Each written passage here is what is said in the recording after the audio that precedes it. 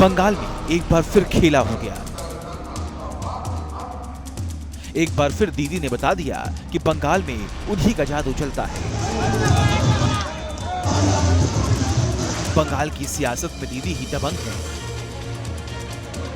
कोलकाता में जश्न की इन तस्वीरों से ये साफ हो चुका है। तमाम सियासी पंडितों के अनुमानों को दरकिनार करते हुए टीएमसी ने बंगाल में शानदार प्रदर्शन किया है।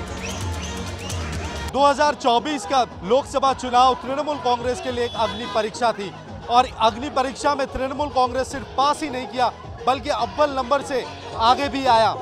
और यहाँ आप देख सकते हैं कि ममता बनर्जी के घर के बाहर यहाँ पर तृणमूल कांग्रेस के समर्थक उत्साहित और यहाँ पर खुशी मनाते हुए, जश्न मनाते हुए देखा जा सकता है। आप देख सकते हैं कि यहाँ पर एक मटके को रखा गया है जिसमें लिखा गया है लोखीर भंडार। और ये लोखीर भंडार ये सोशल स्कीम है जो महिलाओं के बीच काफी ज्यादा लोकप्रिय है। कुल मिलाकर कहा जा सकता है कि ममता बनर्जी का लोकप्रियता और अभिषेक बनर्जी की स्ट्रैटेजी की जुगलबंदी ने तृणमूल कांग्रेस को आज पश्चिम बंगाल में इस भारी बहुमत से जीत दिलाई है। दीदी का आशीर्वाद, ममता बनर्जी का दीदी का आशीर्वाद, বাংলার উন্নয়ন দিদি को পশ্চিম বাংলা মানুষ যেভাবে দিদিকে পাশে রেখেছে এবং দিদি মার জনগণকে যেভাবে পাশে রেখেছে অভিষেক ব্যানার্জি এবং মমতা ব্যানার্জি আগামী দিন ছিল আছে থাকবে।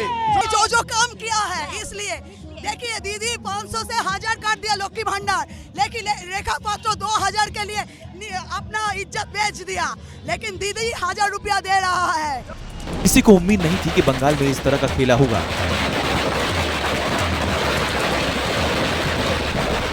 इस चुनाव में यही अनुमान जताया जा रहा था कि पश्चिम बंगाल में बीजेपी पिछली बार से भी ज्यादा सीट जीतेगी, लेकिन ममता की अगुवाई में टीएमसी ने बीजेपी के अरमानों पर पानी फेर दिया।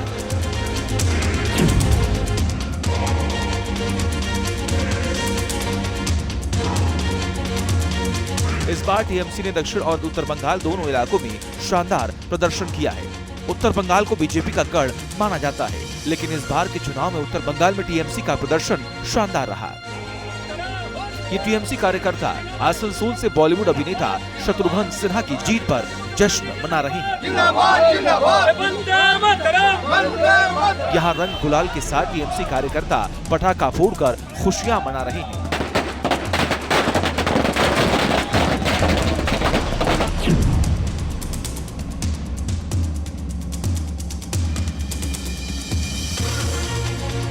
टीएमसी के दबदबे का अंदाजा इस बात से लगाया जा सकता है कि चुनाव में संदेश खाली का मुद्दा भी नहीं चला। बशीरहाट लोकसभा में टीएमसी का जादू चला। बशीरहाट संसदीय क्षेत्र में संदेश खाली आती है। बंगाल में जिस अंदाज में टीएमसी का प्रदर्शन हुआ उसने सबको चौंका दिया। अहम सवाल है कि टीएमसी का इतना शानदार प्रदर्शन क्यों हुआ है। अहम मुद्दा ये भी है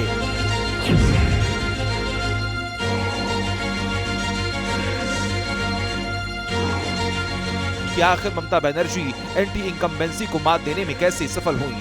बंगाल में संदेश खाली के मुद्दे पर असर क्यों नहीं हुआ। ये जो लक्ष्मी भंडार है, ये जो बुजुर्ग लोगों के लिए भाता है, किसान को लिए जो पैसा देते हैं ममता की सरकार, अभी बेरोजगारी और इतने लोगों का हाथ में पैसा इतना कम हो गया ना, कुछ पैसा उन लोगों को हाथ में चले जाते तो दूसरा कुछ नहीं सोचते हैं, जिससे मिलता है उसको ही वोट देना चाहते हैं, उसके पास ही रहते हैं। पश्चिम बंगाल में टीएमसी की जीत सिर्फ और सिर्फ ममता बनर्जी की वजह से हुई। तमाम फैसले ममता बनर्जी ने लिए। इंडिया गठबंधन के सहयोगियों के बीच शीट स्टीयरिंग का फॉर्मूला तय नहीं होने की वजह से ममता बनर्जी ने चुनाव में अकेले जाने का फैसला किया और इस फैसले का शानदार असर भी रहा। सबसे अधिक टीएमसी का विरोध करने वाले कांग्रेस नेता अधीर रंजन चौधरी को इस चुनाव में बड़ा झटका लगा है। ममता बनर्जी छोड़ के कुछ नेता को नहीं जानता है।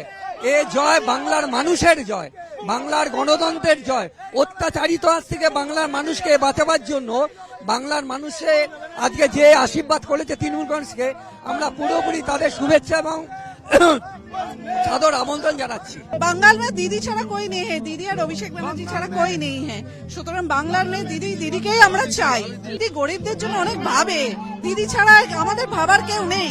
আজকে দিল্লিতে যে বসে আছে গরিব মানুষের কথা চিন্তা করে, দিদি দেখেছেন সাদা মাটা ভাবে দিদি সকলের কথা চিন্তা করে। সুতরাং আমরা দিদি আর অভিষেক ছাড়া আমরা আর কাউকে চাই না। एक ही बात बोलेंगे, उन्नयन से पेट भरता है, भाषण से पेट नहीं भरता है। मोदी देता है भाषण और दीदी देता है काम, यही बात है और कुछ नहीं। बीजेपी के नेता बंगाल में बड़ी जीत का दावा कर रहे थे। इसके अलावा एग्जिट पोल में भी बीजेपी के बेहतर प्रदर्शन की उम्मीद की जा रही थी, लेकिन बंगाल में चुनाव परिणाम ने सबको चौंका दिया। बीजेपी बंगाल में 2019 के परिणाम को भी नहीं दोहरा पाई। कोलकाता से तापस गुप्ता के साथ टीम न्यूज नेशन।